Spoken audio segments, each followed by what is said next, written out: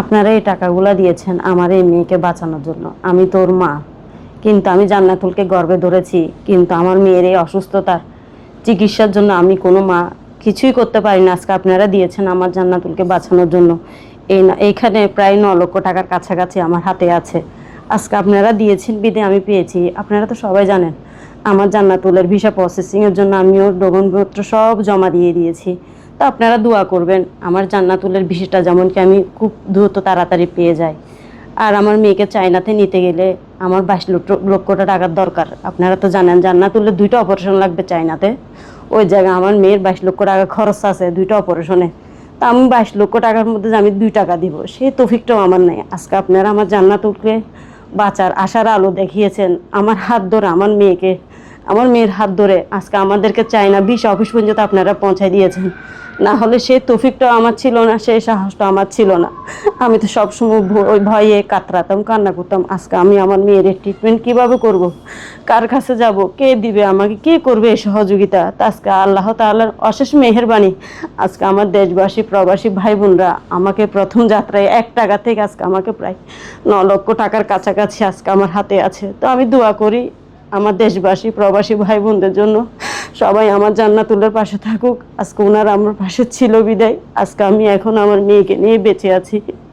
আপনারা তো জানেন আমার জান্নাতুলের খাওয়া দাওয়া করতে অনেক কষ্ট, কারণ আমার মেয়ের এখানে হেমানজিওমার টিউমার। আপনারা দেখতেছেন আমার বাচ্চার অবস্থাটা কেমন। মা একটু হা করে দেখাবো আমাদেরকে।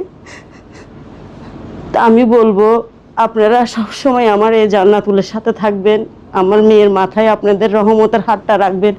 যে যতটুকু পারেন আপনাদের রহমতে 1 টাকা হোক, 2 টাকা হোক, 5 টাকা হোক আমার জান্নাতুলকে একটু সহযোগিতা করবেন। আর আমার এই মেয়ের ভিডিওগুলো আপনারা একটু বেশি করে শেয়ার করে দিবেন।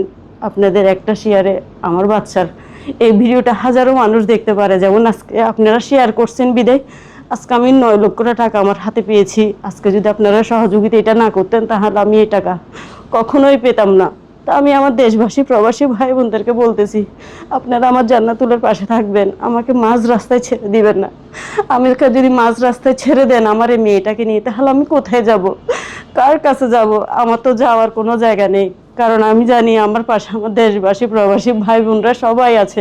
আজকে ওনাদের উছিলায় আমার মেয়েও বাঁচতেছে, আমিও বাঁচতেছি। আমি তো আমার জান্নাতুলকে প্রায় 2009 সালে হারাই ফেলতে পারতাম।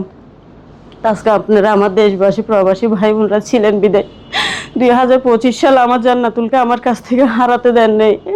আপনারা তখনই সহযোগিতা করেছিলেন প্রায় 10 লক্ষ টাকার মতো।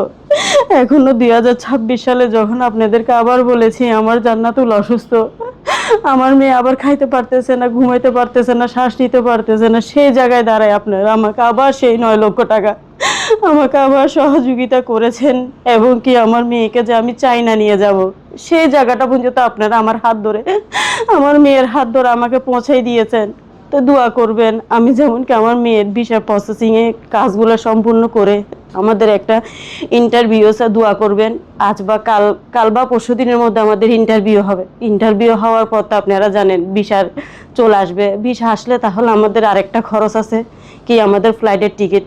তা আপনারা সবসময় এতটুকুতে ছিলেন, চায়না পর্যন্ত থাকবেন। এবং আমি বাংলাদেশ থেকে যে চায়নাতে যাব আমার একটা ফ্লাইটের টিকিট আছে, আপনারা আমার সেই টিকিটের পাশাপাশিও থাকবেন। আমার জান্নাতুলকে সহযোগিতা করার নাম্বার 01830555969। এই নাম্বারে বিকাশ, নগদ, রকেট তিনোটাই আছে। এবং আমার একটা ইসলামী ব্যাংক আছে। আর আমার এই নাম্বারে ইমো, হোয়াটসঅ্যাপ দুটোটাই আছে।